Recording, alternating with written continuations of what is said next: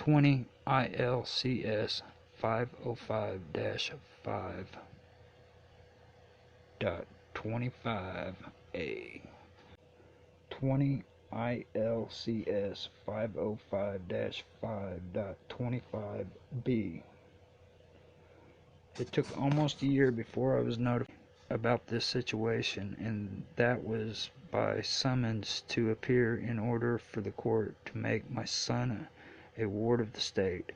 Even when I did appear for court, neither the court or the DCFS knew of how I received my summons, claiming that they did not know of my whereabouts. Yet my address was clearly printed on the front page of the summons that I received, and I still have it in possession today. Blatant disregard for credibility and plausibility when interviewing perpetrators with allegations of abuse and neglect filed against them, or just an act of malfeasance on the part of the investigator is what caused this. Though the act was legal, it was performed improperly according to DCFS Rules and Procedures, backed up also by DCFS with their own definitions of what is credible and plausible. How could a DCFS worker ask the custodial parent perpetrator where the non-custodial parent was without taking into consideration the fact that the perpetrator would lie in order to influence the investigation in his or her favor, especially when the custodial parent and grandparents have all made threats to the non-custodial parent and his or her family, stating that if they attempt to visit the child, they would be arrested for trespassing. Instead of making a diligent effort to locate the non-custodial parent, the investigator waived the search, stating that the non-custodial parent could not be located. On December 1st, 2014, the plaintiff received summons to appear in court on February 10, 2014 at 1:30 in the afternoon hours, located in Benton, Illinois, concerning a petition for adjudication of wardship of Plaintiff's son in custody of his mother, charged with neglect. His mother is his mother, custodial parent of his son, and plaintiff is the non-custodial. The dates on the summons when statements were taken about allegations made about my ex are also not the same. Two are dated February 27, 2013, and one is dated August 27, 2013. Was this a typo, or was it two separate incidents? Through researching DCFS rules and procedures, plaintiff has found inconsistencies in their initial and formal investigation. DCFS claimed that they did a diligent investigation of the case, yet they do not know what my ex's health conditions are, which required medication. They do not know what those medications are, what she is required to take, or where these medications are coming from. This is after 2 years. On December 1st, 2014, public defender was appointed to plaintiff, that would be me, by the court. I am sure that the court does not believe that proper representation consists of a public defender who appointed by the court does not give counsel to his client. Neither would the court believe that it is appropriate for a public defender to not offer clear understanding of the law or explain to his client the court proceedings that are taking place.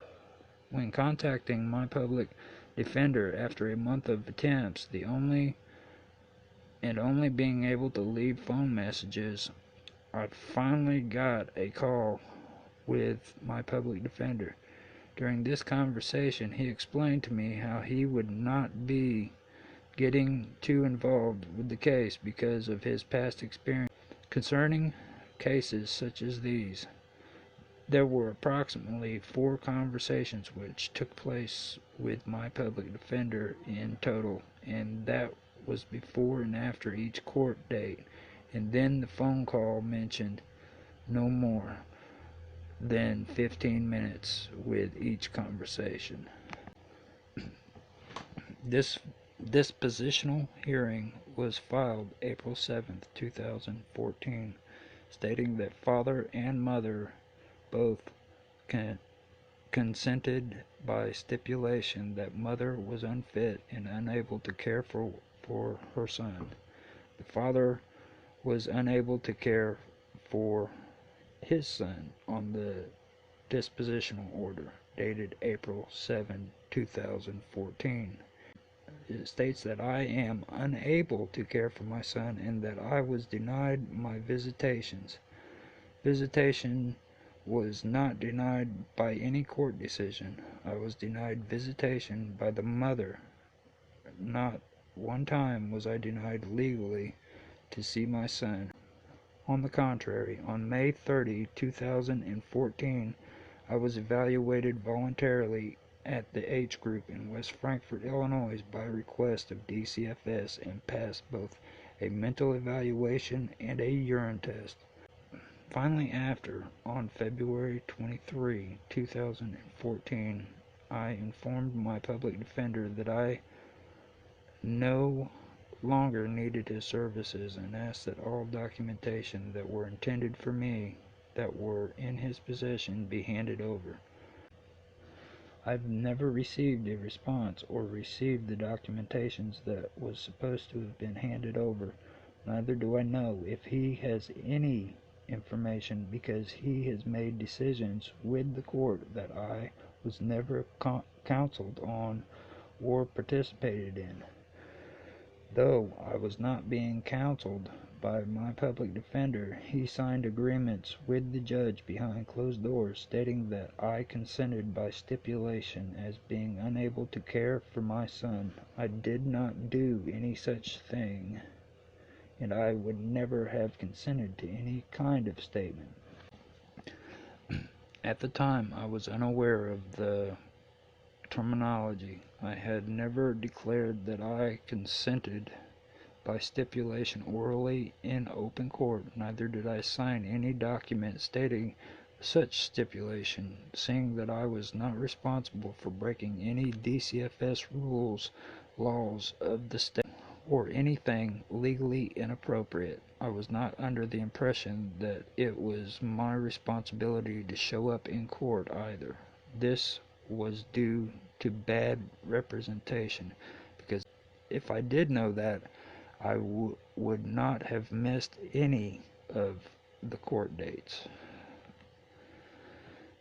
So far, I have cooperated with DCFS completely and will continue doing so, though I have committed no crime, nor was I involved with anything that my ex was involved in.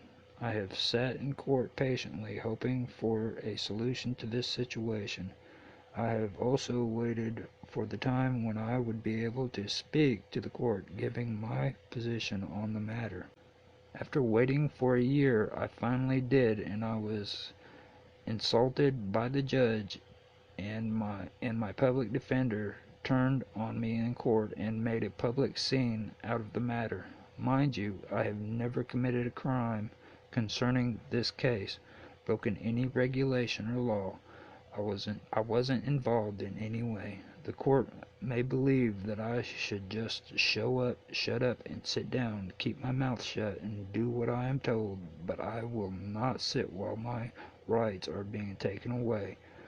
I've sat quietly for some time now, allowing my ex to run me over.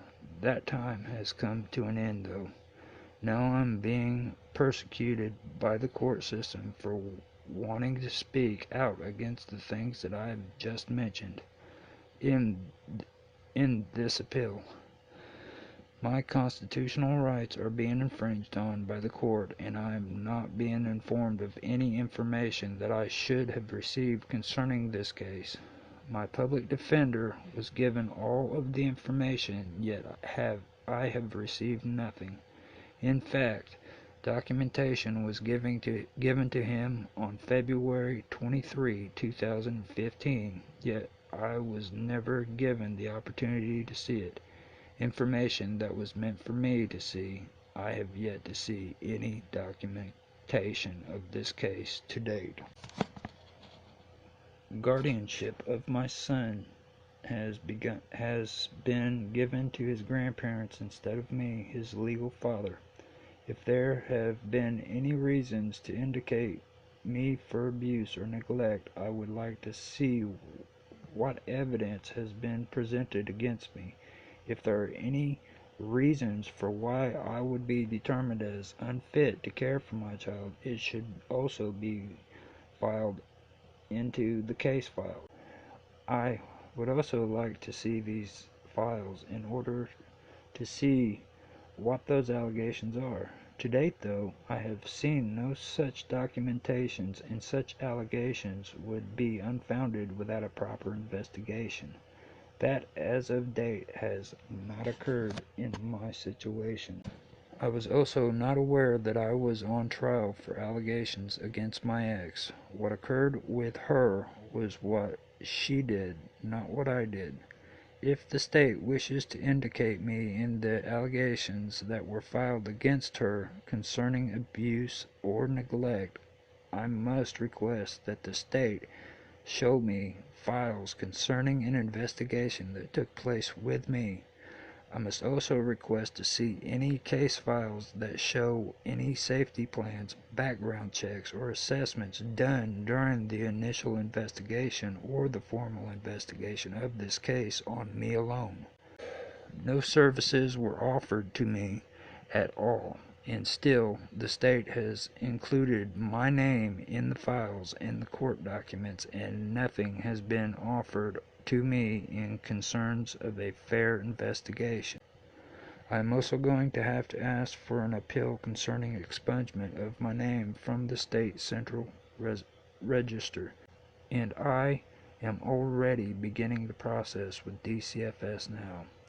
At the moment, I do not work with any children, but that does not mean things may become available in that area for me at a later date. I also spend time with my nephews and nieces, so if an emergency arises, I do not wish to have my name on the state central register, especially because of the actions of another person when I myself was not involved. My rights to be heard in court has not been allowed. Questions that I had concerning the case were not being asked, much less answered. When I finally spoke up, the judge cut me off in the middle of my statement. I was explaining my disagreements and concerns. I also stated that I wanted custody of my son. He cut me off as he was standing up and walking out of the courtroom, and I believe that what was said was even stricken from the record. At no time during the entire court proceedings have the courts sent me any mail containing information that pertains to the case. They have never sent me any dates and times in which to show up for court either, other than the original summons that I received informing me that I should appear, and that too was not sent by the court. The judge made the statement that I missed 2 court dates, yet I was not under the impression that the court could force a person who has committed no offense to do something according to the law. If I am to do as the court wishes in regards to what they wish for me to do, please indicate any offense that I have done that requires me to be compliant to the judge in any of these matters. Me being in court is completely voluntary.